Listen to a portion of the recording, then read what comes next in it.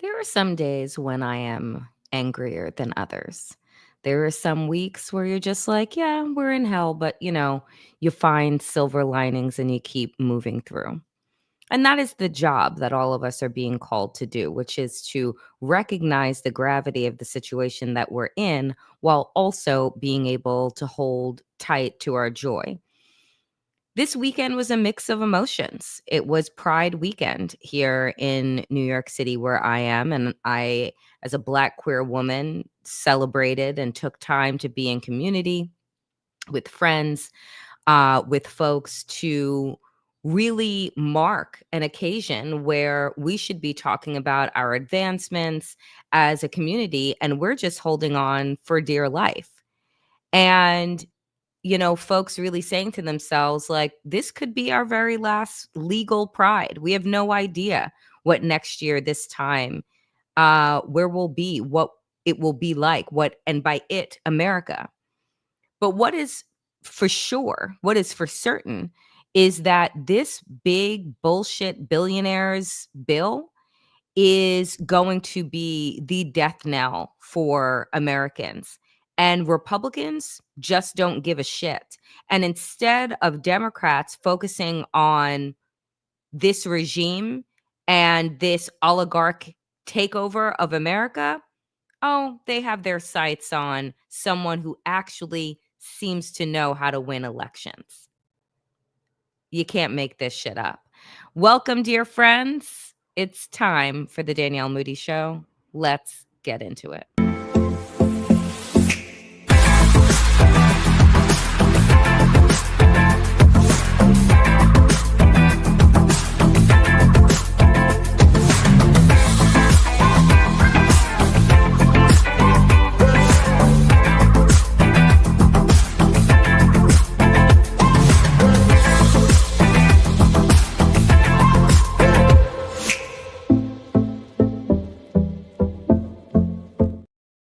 So, I want to start off today where all the news and attention should be, which is on Trump's billionaire tax cut that is going to be the largest theft of wealth from poor and middle class Americans to the wealthiest 1% that this country has ever fucking seen.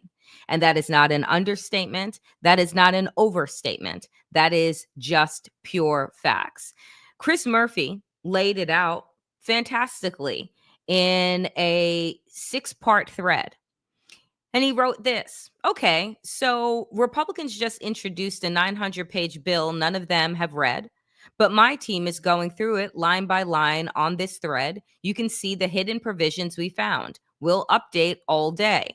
1, new Medicaid cuts. So now 17 million instead of 16 million will lose health care. Number 2, it was bad enough they cut all the tax incentives for wind and solar energy. They added a new tax on these projects to make sure America never builds any new renewables. Remember, Trump promised the oil industry provisions like this in exchange for a $1 billion campaign donation. So I want folks to understand that what this bill does isn't just completely and totally demolish the poor, but it also, and working class, which basically all of us now fall into that group, right? Because of what Donald Trump's crushing blows to our country is doing. Because here's the thing, people like to think that there is so much distance between them and another economic group. No, you're one illness, right? One injury away from needing a social safety net if you are currently, right, able-bodied, able to work and have a good paying job. And those good paying jobs are shrinking by the fucking day. The infrastructure bill, the bipartisan infrastructure bill that Joe Biden was able to pass, that Donald Trump failed to pass in his first regime, provided new jobs, green jobs, because everyone else in the world is moving towards a greener, more sustainable way to build infrastructure. Why? Because, folks, if you were just in New York or in Spain or in Paris or in any part, right, of the world that made headlines over the last week, there was a unimaginably hot heat dome over a portion of this country. There was torrential downpours and hail that was brought into Paris. You have temperatures that the people in Spain have never seen before. And do you know what happens under that kind of heat? Roads begin to buckle, bridges begin to buckle. Last year, I remember London Heathrow Airport being shut down. Why? Because the tarmac was melting. But this bill will ensure that no one focuses, at least in this country, on building any renewable, any sustainable buildings, projects, roads, anything, because the tax incentives are going to the oil and coal companies to make sure that what? We're sicker? That we're more dependent? I mean, it's so fucking stupid where we are. It goes on. Also, Donald Trump could just make more money. It's like, folks, when Waj and I talk on Democracy-ish about the two original sins of this country, which is racism and fucking capitalism, greed is what has gotten us here. Greed is what got Donald Trump into office, and racism. Those two things go hand in hand. Chris Murphy goes on to say the bill bans state regulation of AI, a stone cold giveaway to the tech companies who want to addict our kids, pollute our politics, and kill our jobs with zero fucking guardrails. Rumor is there's a new language coming, but it's still an effective ban. Just an outrage. 10 years? AI is changing every 5 minutes. And no state will have the ability to regulate it?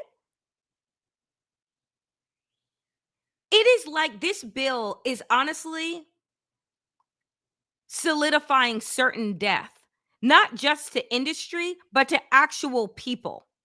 Because it goes on. New tax break for coal companies, so the tax incentives for wind and solar are gone, and the coal industry is getting new tax incentives. It's official policy now to not just deny global warming exists, but to actively make it worse. The bill cuts the help middle-income Americans get to buy health care on the Affordable Care Exchange. A 60-year-old couple making $85,000, not a king's ransom, would see a $26,000 increase in health premiums. Yes, that's right, $26,000. He ends this part by saying, here's another one. Trump snuck $40 million in the bill for a statue garden, likely will be filled with MAGA heroes, reportedly maybe somewhere in South Dakota. Plenty of money for Trump's statue gardens, but not money to keep feeding hungry fucking kids. I want you to take a listen to this video by State Senator Mallory McMorrow, who just perfectly explained how Donald Trump's big, beautiful bill is the largest transfer of wealth. And I want people to understand it is not a transfer of wealth. It is theft. Words matter. It is theft from the lower class to the wealthiest 1%. Take a listen. We are on the verge of the single largest redistribution of wealth from poor and working class Michiganders to the rich in our nation's history. That's what we're staring down in this so-called big, beautiful bill. And sure, if you're already wealthy, this bill is going to be great for you. If you earn more than $715,800, congratulations, you will get a tax cut of over $50,000. That tax cut alone is significantly higher than the $39,500 that the average Michigander earns in an entire year. Are you a foreign investor? Congratulations. Collectively, you will all get $23 billion in tax cuts next year alone. Are you in a position to leave more than $7 million to your heirs? Congratulations, you will get a cut to the estate tax. But how does this bill pay for all of this? By cutting the services that you rely on. This big bad bill cuts more than $200 billion from food assistance, potentially affecting 4 million children and 7 million adults nationwide. In Michigan, SNAP provides vital food assistance to over 1.4 million Michiganders. That's approximately 15% of our state's population. SNAP dollars fueled $2 billion in economic activity supporting farms and grocery stores, especially in our rural communities. But colleagues, proponents of this bill, and I have heard it here today, will argue that it's just about cutting so-called waste, fraud, and abuse, and that these cuts are necessary, and that enacting these cuts will benefit everybody. That argument is a flat-out lie. The University of Michigan economist Justin Wolfers analyzed the impact of all of the Trump policies combined. The cuts to Medicare, Medicaid, and SNAP found in this big bad bill, the tax cuts here that overwhelmingly benefit the rich, and Trump's reckless tariff policy that adds cost to the food and the goods that so many of us rely on in our daily lives, with that additional cost not borne by the country of origin, not borne by the importer, not borne by the retailer, but passed on to you. Combined over the next 10 years, here's how those policies will impact you. If you are in the lowest 10% of earners making just under $19,000 a year, you will lose $2,600. If you're in the lowest 25% of earners making $40,000 a year, you will lose $1,600. If you're the median income earner, if you make $80,000 a year, you will lose $1,200. If you're in the top 75% of earners making $770, you will lose $600. If you're in the top 80% of earners, you will lose $500. Are you picking up on a trend here? But if you happen to be in the top 10% of earners earning over $250,000 a year, congratulations, you will gain an average of $7,200. 90% of Americans will lose money over the next 10 years to give the wealthiest 10% of Americans more money. That's insane. That's insane. So you got the picture, right? The less money you make, the more this bill hurts you in order to provide more to those who have so much, they will not be able to go through it in their lifetimes. The inequality that we are getting ready to see is going to hurt everyone. Everyone is going to be hurt except the top 10%. And my God, I hope that the gates that they surround their homes with and the moats, right? I hope that the gated communities that they live in are real, safe, and fucking secure. Because when you create the kind of unnecessary desperation that this bill is going to cause, the unnecessary amount of pain that it is going to cause, the 90% of Americans, when there's nothing left to eat, you eat the fucking rich. You know, and for so long, I thought to myself, no, you know, when faced,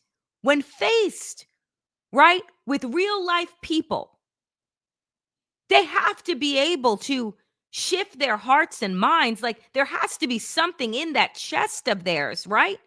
Inside of Republicans. But no, because I'm going to play you another video of a mother and her special needs son that went to Capitol Hill to go and meet with their senator, Joni Ernst. You know, the one who said that, well, who cares if Medicaid is cut? Everybody dies. Right? That's just the way of life. Oh, let me talk to you about the tooth fairy next. Remember that bitch? Take a listen to this. That they would not meet with you. It's bullshit. So I'm just super disappointed. We went in to see Senator Ernst. Hi, I'm Nancy, and this is my son Charlie, and we were wondering if Senator Ernst was available to meet with us today. The senator has a pretty full schedule. We've been emailing her, and we haven't heard back from her. And so we're in D.C. today and tomorrow, and we would love to be able to meet with her to talk about her most recent comments. People are not, well, we all are going to die. So, for heaven's sakes. We just would really like to be able to have the senator put a face with this big, beautiful bill and how it's not so big and beautiful for kids like Charlie, so that she understands that kids like Charlie are going to be negatively impacted. It's okay. You don't have to cry. I know. It's okay. It's just he's a person, right? And he shouldn't be cut. So again, we show up and there's just a bunch of lip service. But she's showing up. How disgusting. Right? So first, they're told don't do any town halls because they can't take the heat from their actual constituents. Then their constituents come to them, come to Washington, and you don't even have the dignity, the respect of the people, your constituents, to tell them face to face why you don't give a fuck about them. But you have the audacity to do a little TikTok video from a cemetery talking about the fact that, well, all people die. Republicans are really sick. Like, they're really sick people that at some point in time, when we're all long and gone, maybe somebody will study the actual erosion of their brains and their morals and like what went wrong. Study it so that we know what the symptoms and the signs are. It's, it's truly beyond. And it's beyond, again, when I have to agree with the most disgusting person on the internet, Elon Musk, who says it is obvious with the insane spending of this bill, which increases the debt ceiling by a record $5 trillion, that we live in a one-party country, the Porky Pig Party. Time for a new political party that actually cares about people. Now, I'm not going to be a part of whatever fucking white nationalist scumbag party he's putting together. But I have certainly been saying something eerily similar, which is that these two parties are dead. I'll get to Democrats in a minute, but the Republican Party has been gone. And there used to be a time when they actually gave a fuck about their poll numbers and holding on to their jobs. But like I said earlier today on Democracy-ish, something has really been gnawing at me. And the gnawing is this: 59% of Americans are against this bill, oppose this bill, nearly 60%. Millions of people are going to be cut from Medicaid, right? What did I say? It was initially 16, now it's 17 million. What I believe is that they know that there isn't going to be midterms. And I am not trying to be right on this, but folks, I have been saying this. The way that the Republican Party is moving at this time tells you very clearly they're not concerned about losing their seats. They're not concerned about losing power, because if they were, then the numbers that are coming out with those that are opposing this legislation would be setting off alarm bells for no other reason, not because they actually have developed some type of like heart and care. Like I said, their depravity needs to be studied. But it would be the desire to hold on to their own power that they would care about the most, and then try and cause the minimum amount of harm while still causing harm. I do not believe that we are going to have midterms. And I believe that they know that we are not going to have midterms. And I believe that they were told, just shut up and do your fucking job. Because when martial law rolls out, you won't have to be concerned. And why do I say that today more so than any other day? Oh, because Miami just upended their mayoral race. Oh, they just voted amongst themselves that they're not going to hold an election that was supposed to happen on odd number years, that they're not going to hold an election until even number years. So they're not holding an election this year. And the person that is currently holding power is term limited out, but has now been gifted another year. You think that they're pulling that shit and that's a coincidence right now in the state of Florida? Or do you think that they want to see how it works out? You have to understand that all of this shit is connected, and it is connected to squeeze the people, to violate our Constitution. The courts are in cahoots. The fucking media is in cahoots. All to consolidate power, bring down authoritarian and militarized control over this country, and then the oligarchs continue to run roughshod while the rest of us are fighting for our lives. That is the ultimate goal.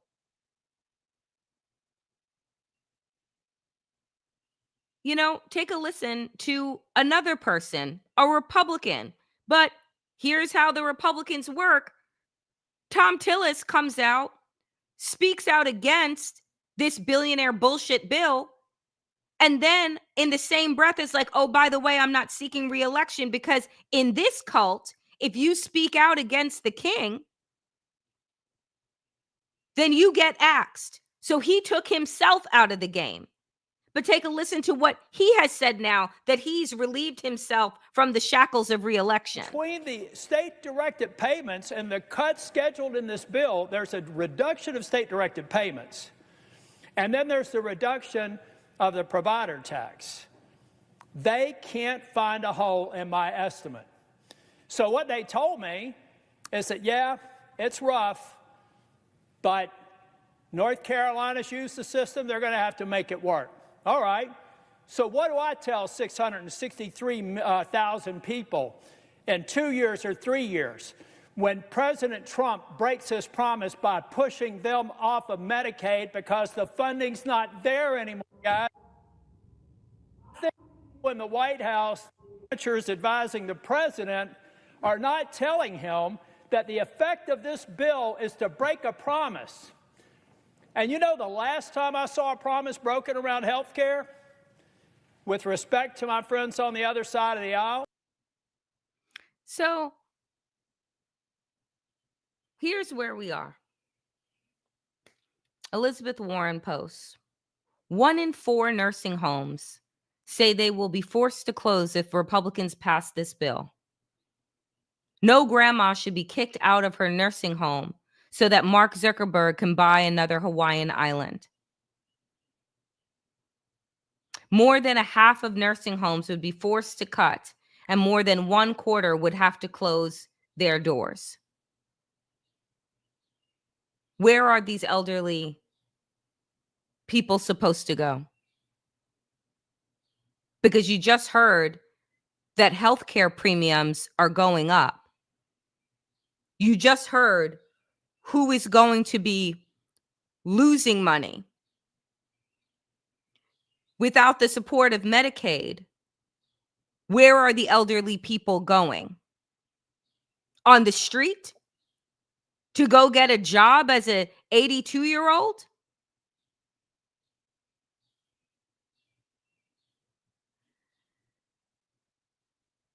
And here's a good reminder that Maya Wiley offered.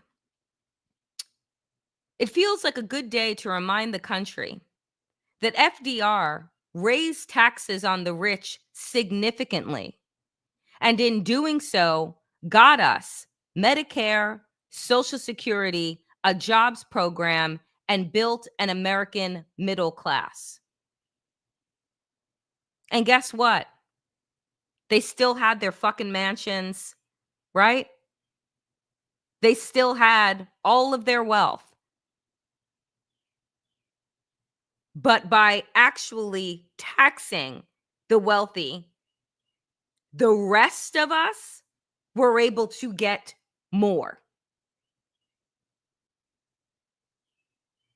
Donald Trump, in this big, disgusting, depraved bill, is literally erasing the 20th century.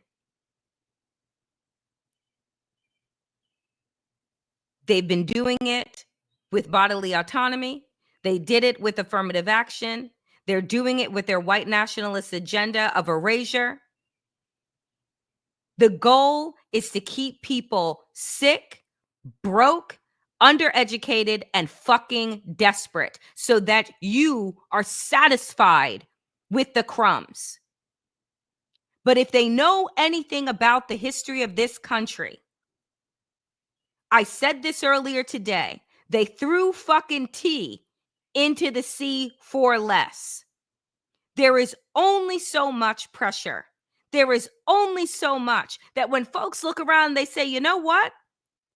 It wasn't the trans woman playing sports that took away my health care.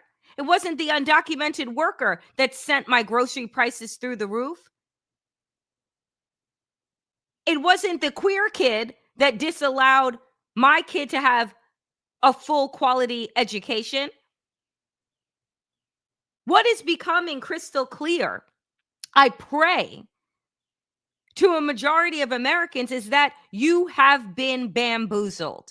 You have been lied to. The ills that you are facing are not because of some perceived boogeyman or other. It is because of the greed of the wealthiest people in this country and the racism of the rest. That's it. So when you quote unquote remove, deport, send away who you perceive to be the obstacles are, and everybody's life is fucking worse, what do you think that they're going to do?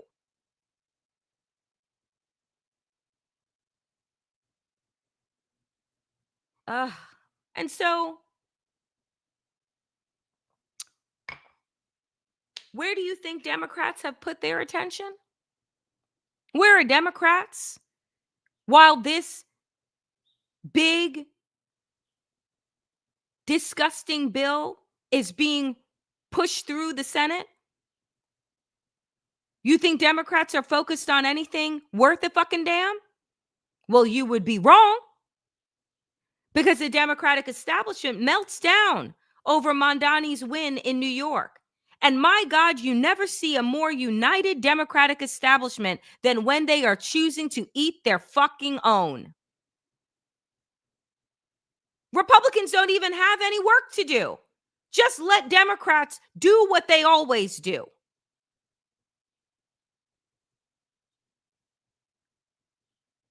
Wednesday, many Democratic lawmakers and officials either denounced Mamdani or notably declined to rally around him. Republicans, including Trump, crowed about Democrats embracing a Democratic socialist who has called for reduced police funding and sided with Palestinians in Gaza in the Gaza war. You mean sided with the people who have no weapons? You mean sided with the people that are being shot to death while they are trying to get aid? You mean siding with the people where 400,000 have been murdered? Where Israel has created a killing field? Where they have denied baby formula to enter the country so that babies starve to death? The top two Democratic leaders in Congress, Schumer and Hakeem Jeffries, both a waste of fucking skin, declined to endorse Mamdani even as they applauded his victory. Laura Gillen from Nassau County said he's the absolute wrong choice for New York. Another one says they have serious concerns. Do you know what I have serious concerns about? Continuing to support the Democratic Party. And I continue to say it. And I told somebody today on social media, I said, I'm going to do a little work into looking at what it would be like to register as an independent, to register as something other than a Democrat, because they don't deserve my vote or my voice. For years, nearly 2 decades, I've spent working on behalf of the Democratic Party, whether that be on Capitol Hill, whether that be in think tanks, whether that be right on media, only for them to do this cowardly bullshit when somebody actually provides you with a blueprint on how to win, that you're igniting the same Islamophobia that Republicans use, that you condemn, but now are using the same shit. Kirsten Gillibrand went on an anti-Islam rant. She shouldn't still have a fucking job. They continue to show you exactly who the fuck they are. And so when Democrats are standing before you, showing you everything that you have felt and thought, but they have presented it as if you have no other choices. Well, now that this country, the version of this country, our world is coming to an end, don't just see it as despair. See it as an opportunity, that there is opportunity inside the collapse. We don't have to be satiated with their incremental crumbs that they have given us. The Democrats love nothing more than slow walking justice. They love nothing more than to pretend with their word salads that they're the party of the people. But when shown an actual candidate that wants to help the people, you see exactly where Democrats are aligned. And they're aligned with the donor class who lines their fucking pockets and muzzles their mouths. That's not a party I want to be a part of. That's not a party I want to give money to.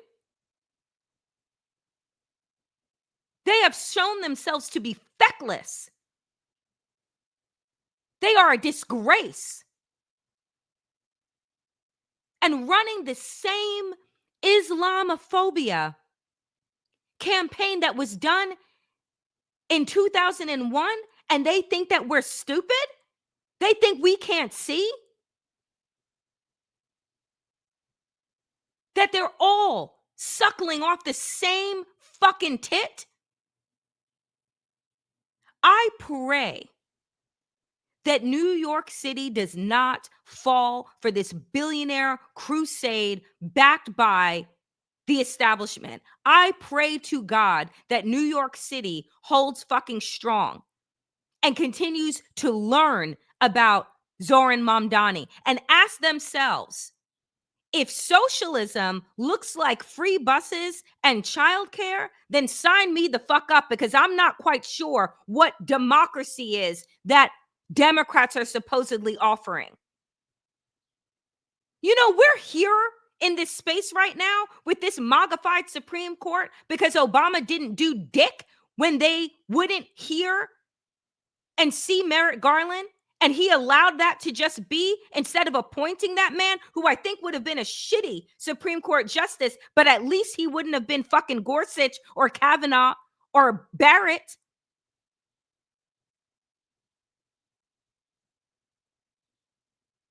But they did nothing. They didn't go to court after Biden won, and they rushed through Coney Barrett after the death of Ginsburg. Where were the court cases? Where were the challenges? There were none. So it isn't just about being here living inside of this crumbling empire because of how heinous and disgusting Republicans are. Democrats are riding fucking shotgun, dressing up and using language to try and make you think that they're on your side. But when faced with somebody, and a candidate that is actually on your side, oh, they're going to do their best to smear him. And didn't we see that with Bernie Sanders and Hillary Clinton, the chosen one?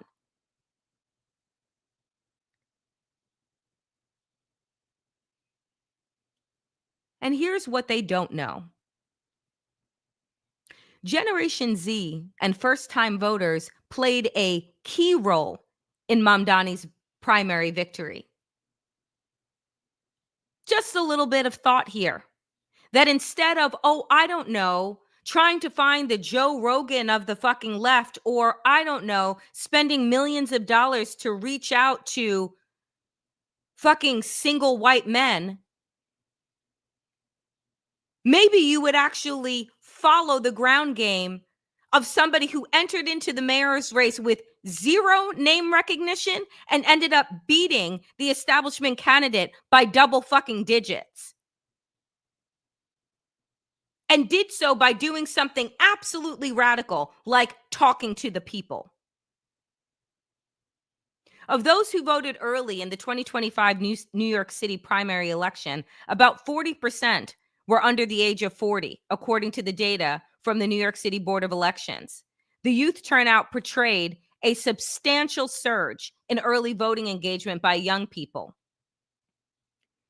Enthusiasm not seen since Obama era. Kay, who has spent years tracking the youth vote and who formerly worked as a senior advisor for civic engagement and communications at the New York State Executive Chamber, said that she observed not only a spike in first-time voters, but a rise in engagement from younger voters who have not been politically active since the Obama era in the 2010s. And let me show you the actual numbers. The 18 to 24 age group had the highest turnout of any age bracket in the New York City mayoral primary. 18 to 24 in a primary. Look at the numbers. Age distribution of voters in New York City mayoral election. In the hundreds of thousands, 18 to 24, well over 100,000. The majority of the votes came from people 40 and below. So instead of the Democrats locking themselves in a room with Mamdani and saying, how did you do this? How can we do this? How do we take your win and create the national blueprint for this? They're spending their time and their money and their platforms to bring him down, to say that those that are inheriting this cursed fucking economy, this cursed fucking planet, shouldn't have a voice, shouldn't be listened to. Like I continue to say, when people show you who they are, believe them. Believe them the first time, as Maya Angelou said, believe them. The Democrats are standing before us, folks, and they are showing us each and every day who they are. They are not the party of resistance. They are not the party of the people. They are not the party of the marginalized, because they will take whatever group they see as an obstacle and throw them under the bus and keep it moving. So in this moment, in this time when everything is crumbling around us, we have got to ask ourselves, what do we want? Instead of waiting to people to tell us what we deserve, what they're going to give us.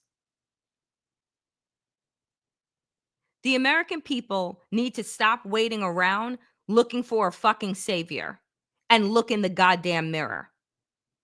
Because what I will say, the Republican Party is gone. They're a cult. But the Democratic Party is gone too. They are fucking dead. Tick tock, this time is up. Young people in this country, as always, have been the ones to lead us, have been the ones to march, have been the ones to sacrifice, have been the ones to put their bodies on the line.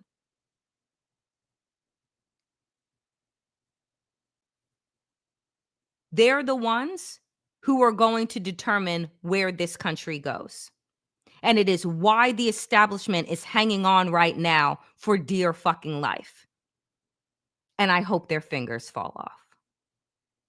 That is it for me today, dear friends, on the Danielle Moodie Show. As always, if you are new here, click the bell, subscribe to the channel. I'm trying my best to get to 30,000. We hit our 25,000 milestone, and now we keep pushing to build damnation to the kind of movement and audience this place deserves. So click like, subscribe, and share this show as soon as it goes up, which will be in about 1 minute when I hit off. As always, dear friends, power to the people and to all the people power. Get woke, stay sane, and in these extraordinarily dangerous times, dear friends, do stay safe. I will see you back here tomorrow, 5 p.m. Eastern, and we will have Town Hall Tuesday on an actual Tuesday. See you then. Be well.